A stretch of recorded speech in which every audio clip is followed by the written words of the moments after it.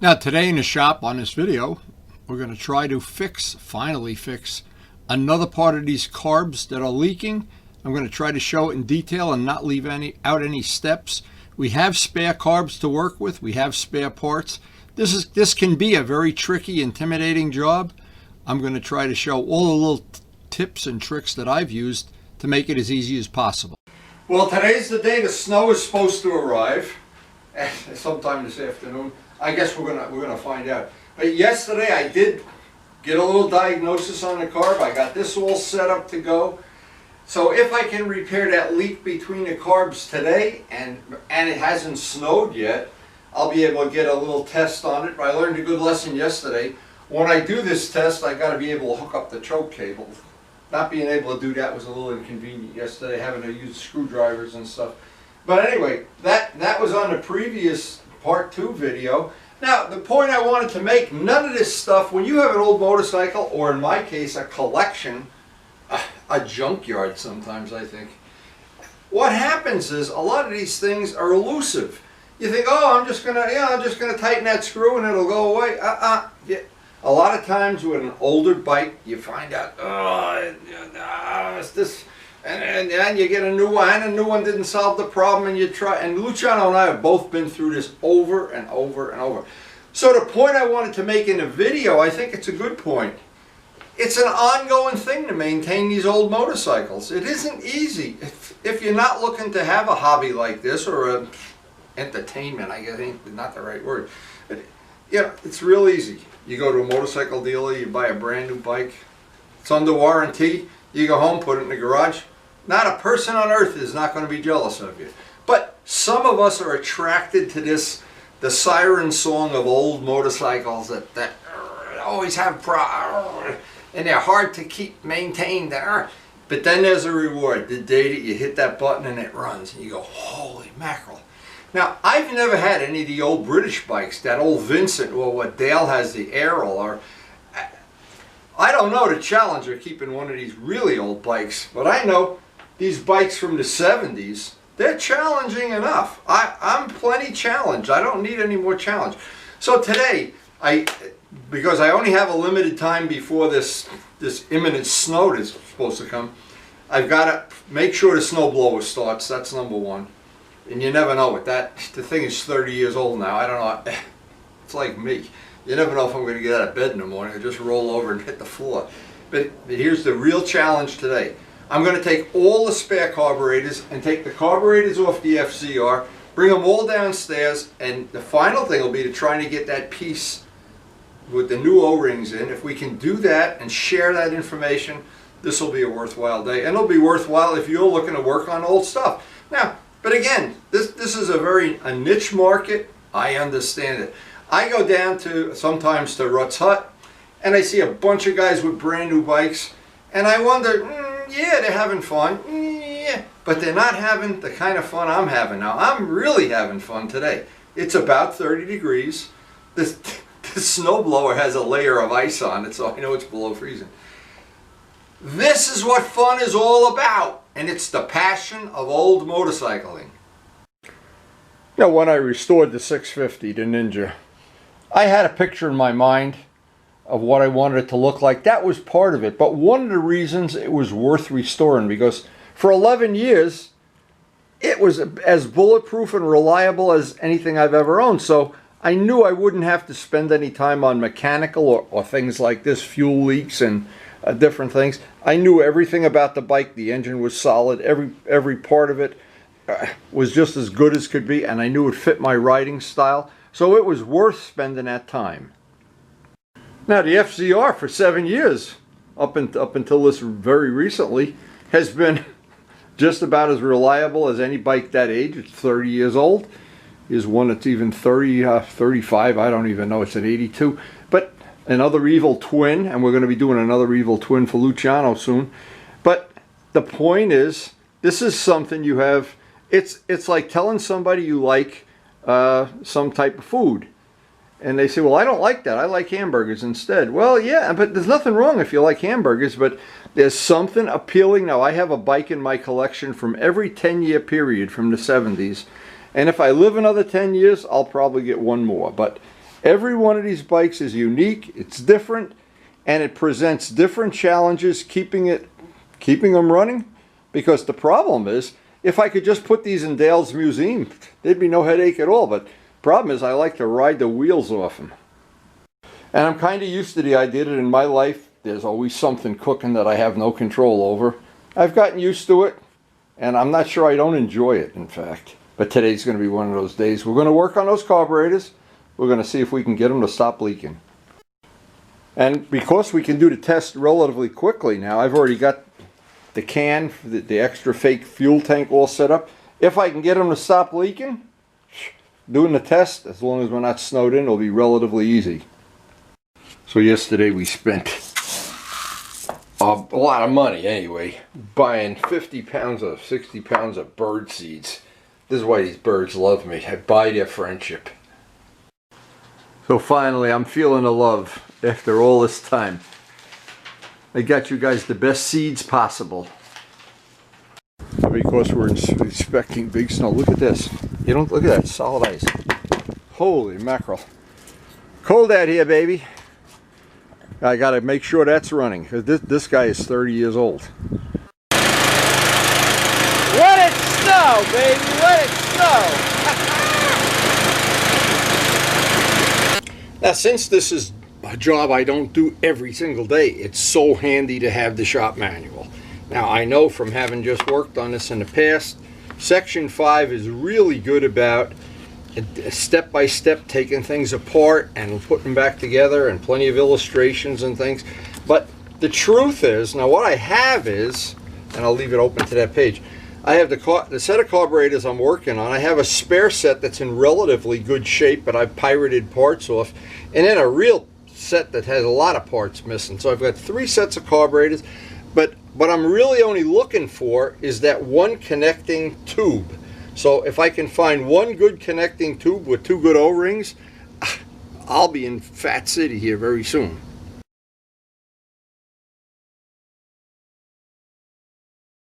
I could just make it under here. Well, I would hit maybe the house is sinking into the marshes. What kind of shoes? You had those red shoes on last time. You'll be in the Hackensack River. So he came here. He knows all about carburetors. He's going to rebuild all these 16 carburetors. Actually, I've learned a lot over the last 10 years. All right. Well, why don't you help me then? Where's the garbage can? Buy a fuel injection bike. That's the way to get around this. I'm telling you, man. Buy a new MT-09 and you have none of this. You do not miss carburetors at all. Oh, yes, you do. No, come on. So we had a nice visit with Turbo Steve, and we were talking about the adventures we both have with old motorcycles, and especially with carburetors, and he should know he's got plenty of old motorcycles. But anyway, what I wanted to really look at, this is the middle range set of carbs. I have the ones that I'm really missing a lot of parts. These have been pirated, but I see there's like things you see, and I wanted to show this. I want to share this. When you buy old stuff from eBay. Now it's funny, whenever you buy something, you notice right away somebody replaced some of the screws. So these are very prone, and I've already put, the answer is to use a smaller diameter screw and put a nut on it, a steel nut, because it's going into pot metal. And if you tighten and loosen it enough times, you just wear the threads out. That's number one. And you can see these have, this one's even missing a screw. I'll bet that's leaking right there. So notice, this one, I want to show this, if I can get a thing. This one, somebody repaired. And again, these are used carburetors that were bought. Somebody already put some kind of sealer, because it was leaking at exactly the point mine are leaking. This one isn't leaking, but I don't know how dried out that O-ring is. For sure that O-ring looks suspect. But anyway, we have, this is not the good set of carburetors. I'm just looking at a part. I want to pirate off a part and see how dried out those O-rings are is number one. And Steve has, when he was here, he's gone now, but he has had his share of working on old carburetors too. So we had a lot of good stories to share, which is kind of the fun of doing this. Now, I wanted to be as methodical as possible about this, so I took the oldest set. These are missing a lot of parts. They're missing a diaphragm and everything. But this is the oldest set. This might be the ones that came with the bike when we bought it that had a terrible leaking problem. But the reason I say is I never throw anything away. I can always use parts from it. You never know until you need that part, and Sudco doesn't have it, or some plastic part or something. But I noticed these don't look like they're leaking. These actually look like they're in good shape. So I'm going to try to split the carburetors apart, and there's 2 bolts, hold them together, pull off that end carb and see what condition, just as using this kind of for a practice guinea pig. But we'll see if that's going to work. And I don't know, until I take them apart I won't know. And since I haven't done this in many, many years, and a GS is pretty similar too. It has the same little O-ring setup in it. And this is what's handy about these manuals, is when you're looking to find out how many washers go there, or where does that screw go, or something. Unless you're a professional mechanic, and if you were, you wouldn't be watching this video. But us backyard mechanics, we got to figure this stuff out on the fly. Another good source of information is if you just go to the things that show you how to take it apart, or in my case, what I like to use is the Partzilla, where they take some of the things apart, and you can see that I don't think they have carburetor breakdowns, but they have, when you're looking to buy a part or replace a part and you don't know if there's 2 of them or 1 of them, the SKUs are really good. And this book, by the way, I have read this book cover to cover so many times, and when you have old motorcycles, this is kind of like the Bible. So there is basically 2 long bolts. Yes, they do have those Loctited.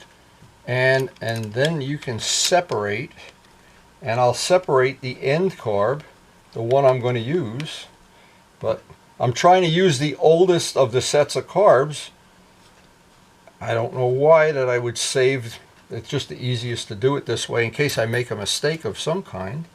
Alright, so that bolt, I don't want to pull it out the whole way. I want to do the other one on the other side. And I think we got to break, according to the manual, we got to break the choke bar too.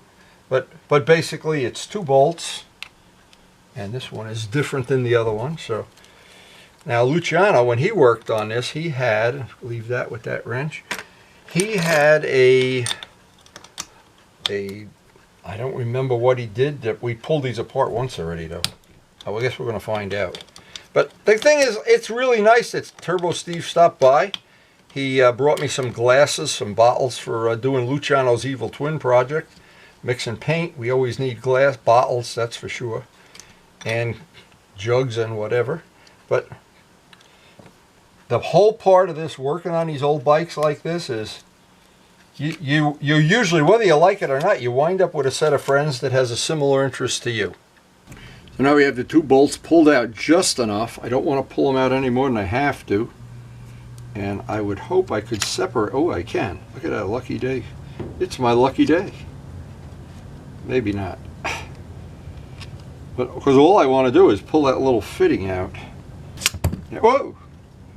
And there's what we're looking for. Just that little part with the 2 O-rings, and 1 O-ring is still in there. So we've got to carefully pull that out.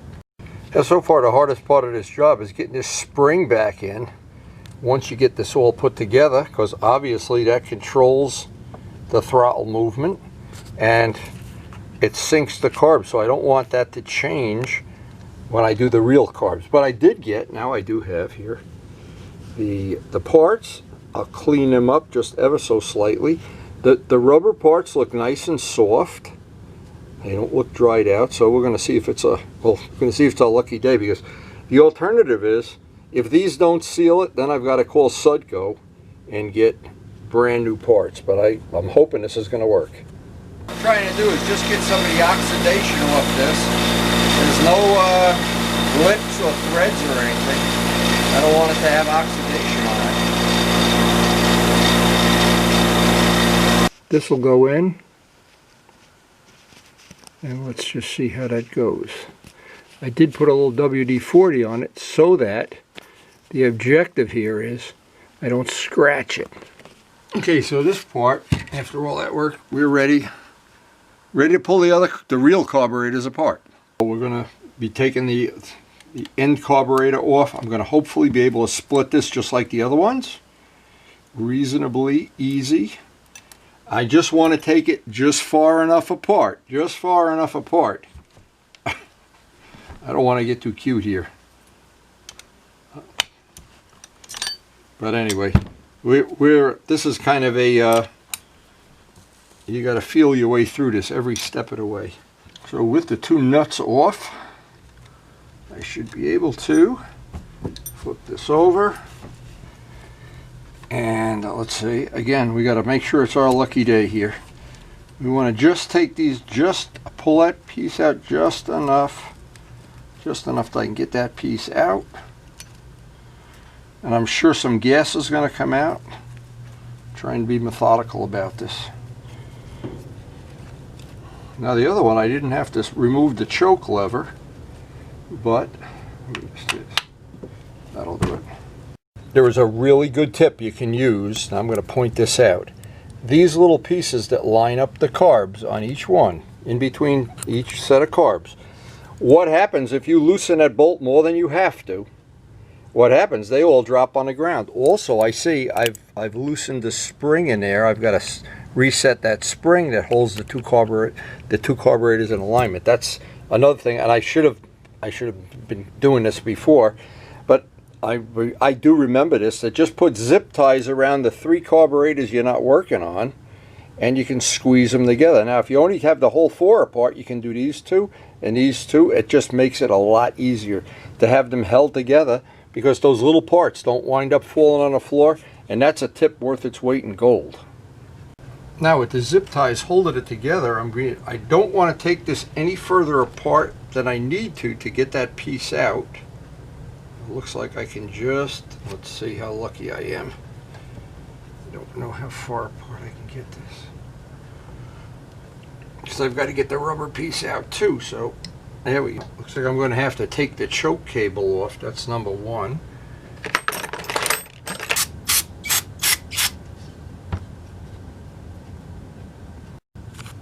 And when you separate them, this is the little piece that falls out. It's a very small piece, but if that falls out, then you got a problem.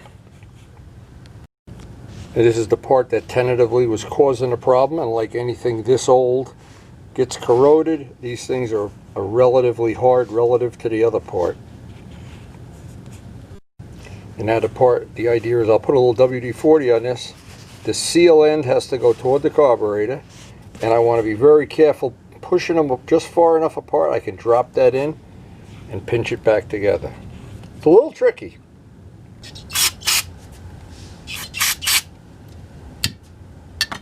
Not to push this any further apart than I have to, of course. Now at the same time I'm squeezing that together, I've got to make sure I've got the linkage in here. The bolts in. I said, it gets a little tricky. See, what keeps them from going together is you've got this spring has to be on top there. Let me just show it. That's how it's going to wind up. So the only way I know to do this is to take the spring out, put the part in, and then pinch the spring and put it back. And it's, as I've said a few times, this gets tricky, and it helps if you have little tiny hands. Big fat hands are not your best friend here. Now once those little springs are in, the rest of this is pretty straightforward and easy. And boy, does it help to have little fingers. Now I want to torque these equally. I don't want to torque one and then not the other, so that we, in essence, we pull the carburetors back together. Make sure all those little springs haven't jumped out or moved or done anything silly. Now, and we don't know if this is going to leak or not, because I don't think we're going to be able to test it today based on how the weather is out there. It's not, and we did spend some time talking to Steve. That I always enjoyed a conversation. Steve's a knowledgeable guy about old bikes for sure, and he has the same passion I have. Maybe you have it too. I'm not sure. Okay, now we can get rid of the zip ties. There's my cars.